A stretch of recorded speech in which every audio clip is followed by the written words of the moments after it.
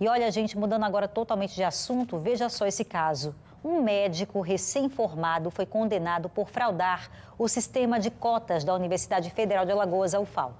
O Leandro Santiago está ao vivo com as informações sobre essa fraude, porque o estudante, agora ex-aluno da UFAL, médico formado, ele foi condenado, né, Leandro? Isso mesmo, Bia. Ele acabou condenado por fraude nas cotas raciais da Universidade Federal de Alagoas. Entrou em 2017, mas não apresentava qualquer característica que ele pudesse entrar na cota para negros. No caso, também, o Ministério Público Federal entrou com uma ação a partir do ano de 2021. Ele entrou em 2017. Em 2021, o Ministério Público Federal entrou com uma ação. Como na época ele já estava no 4º ano, já não havia como chamar outra pessoa que realmente estivesse dentro dos parâmetros. Então, com isso, o Ministério Público foi atrás de uma ação por danos morais contra esse aluno. Perdeu na primeira instância, mas na segunda instância agora, o Tribunal Regional Federal da 5ª Turma condenou esse médico a pagar uma indenização de R$50 mil por danos morais e ele vai ter que pagar também R$7 mil por mês para a universidade, o equivalente ao preço ao valor de um curso particular em uma faculdade de medicina particular. Então essa é a decisão que agora foi tomada e a gente recebeu um vídeo do professor Danilo Marques, coordenador do núcleo de cotas da UFAL, e ele fala sobre o caso e a gente vai ver agora. No caso citado na matéria envolvendo o estudante de medicina, é importante lembrar que a gente não tinha ainda instituído, já que a entrada do ano de 2017, as nossas comissões, as nossas bancas de heteroidentificação. Então, nesse sentido, a gente, a partir de 2019, começa a instituir essas comissões e a gente tem uma diminuição significativa de estudantes que não são sujeitos de direito das ações afirmativas tentando entrar através da lei de cotas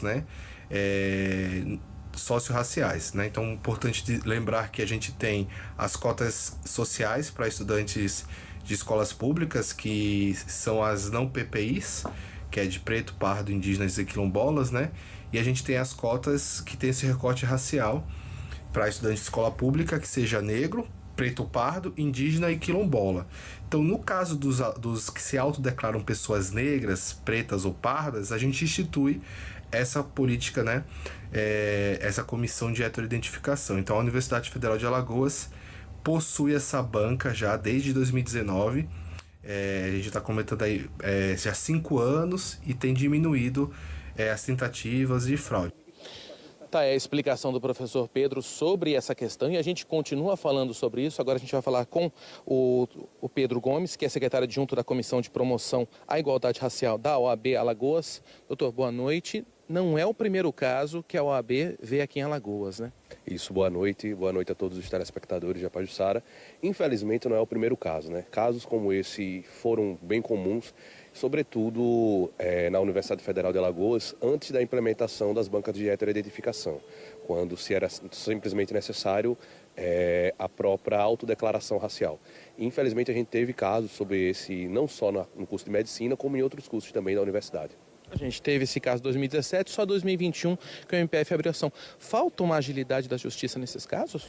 Então, esse caso em específico, esses casos, que na verdade são um conjunto de casos que aconteceram, eles só foram tornados públicos também mediante uma denúncia dos próprios universitários.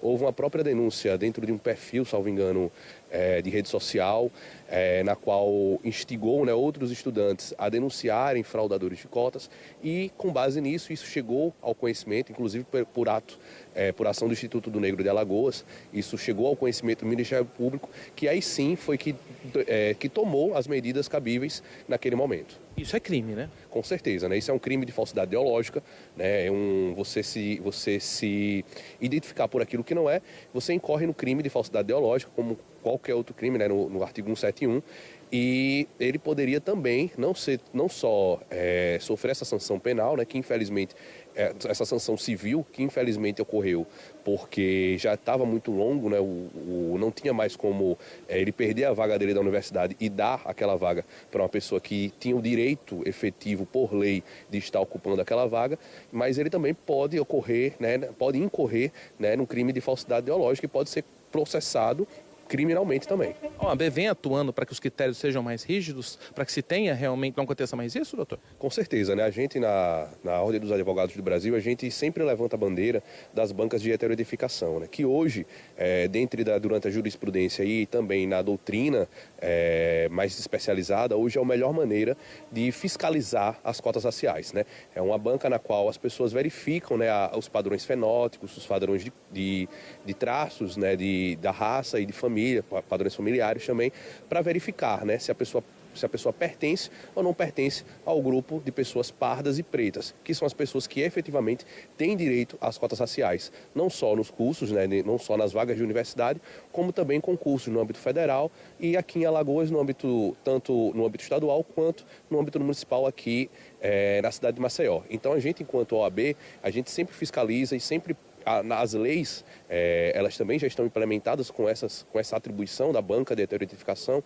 Então a gente sempre também pede que os órgãos, quando são feitos tanto os concursos quanto os processos de seleção, que eles implementem essas bancas de heteroetificação. Porque com elas a gente entende que essas possibilidades de fraude às cotas, elas são diminuídas de uma maneira muito drástica. Então elas hoje são a melhor maneira da gente coibir esse tipo de crime. Como é que o aluno, se vê alguém que está fazendo isso, pode denunciar? Então, num primeiro momento, eu acho que a principal ideia é, se a gente está ainda em fase de seleção, se ainda não acabou aquele edital de seleção, aquele processo seletivo, seja ele um concurso público ou um vestibular, se fazer essa denúncia junto à própria empresa que está prestando aquele concurso, aquela seleção, para que aquela pessoa seja imediatamente eliminada do certame, mas se caso já exista, aquela pessoa já ocupe a vaga, né, o principal é chamar não só a universidade ou qualquer que seja o instituto no qual ele esteja matriculado, ou o concurso, ou o órgão no qual ele esteja vinculado, e também fazer uma denúncia junto ao Ministério Público e também à OAB, né? A OAB, a Ordem dos Advogados do Brasil, ela também sempre está à disposição de receber esse tipo de denúncia, de verificar esse tipo de denúncia, e caso a gente verifique que realmente há uma fraude, a gente vai chamar, vai oficiar aquele órgão no qual aquela pessoa está matriculada ou está vinculada com o concurso público, para que possa tomar as devidas providências e essa pessoa ser devidamente punida por esse crime gravíssimo que ela tem cometido. Tá certo. Obrigado pelas informações. É isso, Bi. Então, esse homem agora está condenado, vai ter que pagar uma indenização para a universidade e pagar mensalidade por mensalidade do curso, como se fosse uma universidade particular. Agora, chama atenção, em qualquer curso chamaria atenção, mas se trata de um profissional da área da saúde que lida com vidas fazendo isso. Volto com você. Obrigada, Leandro. Obrigada também ao Pedro pelas informações.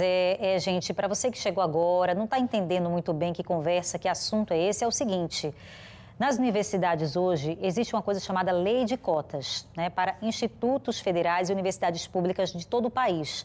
Essa lei surge lá em 2012 como uma forma de reparação histórica para diminuir a desigualdade social no Brasil através da educação, para que mais pessoas negras, indígenas, pardas, com deficiência, pudessem chegar à universidade, se formar e ter uma carreira, um salário melhor. Só que naquela época, quando essa lei foi instituída no Brasil, lá em 2012, a pessoa se autodeclarava parda, preta, quilombola, indígena, e não tinha essa comissão avaliadora, essa banca para dizer a qual grupo, qual perfil aquela pessoa tinha, a qual grupo ela poderia pertencer.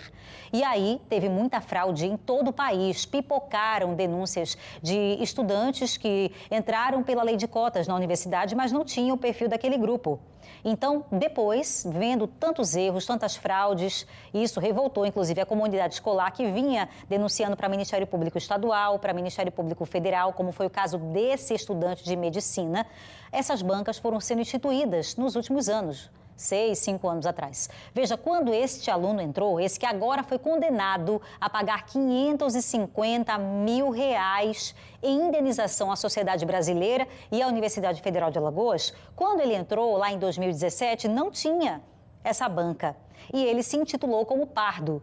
Mas depois as pessoas notaram que ele não tinha qualquer perfil, não tinha o nariz, o cabelo, a cor da pele, nem um traço que dissesse que aquela pessoa era parda.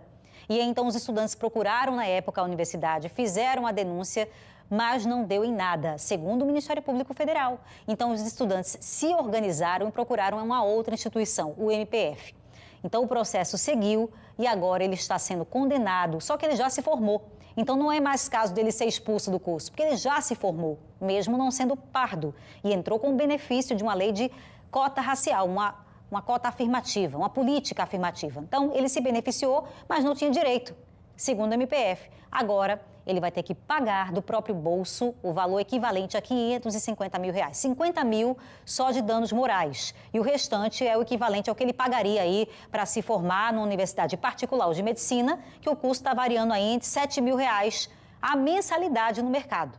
Então, que isso sirva de exemplo, né, para que outras pessoas, outros estudantes, usem com consciência, né, esse benefício, essa ação afirmativa. Inclusive, a lei de cotas passou por uma revisão, um aprimoramento bastante recente, em novembro do ano passado, que já está em vigor agora, nesse ano de 2024, com 12 anos de lei de cota no Brasil. Ainda está em aprimoramento, veja.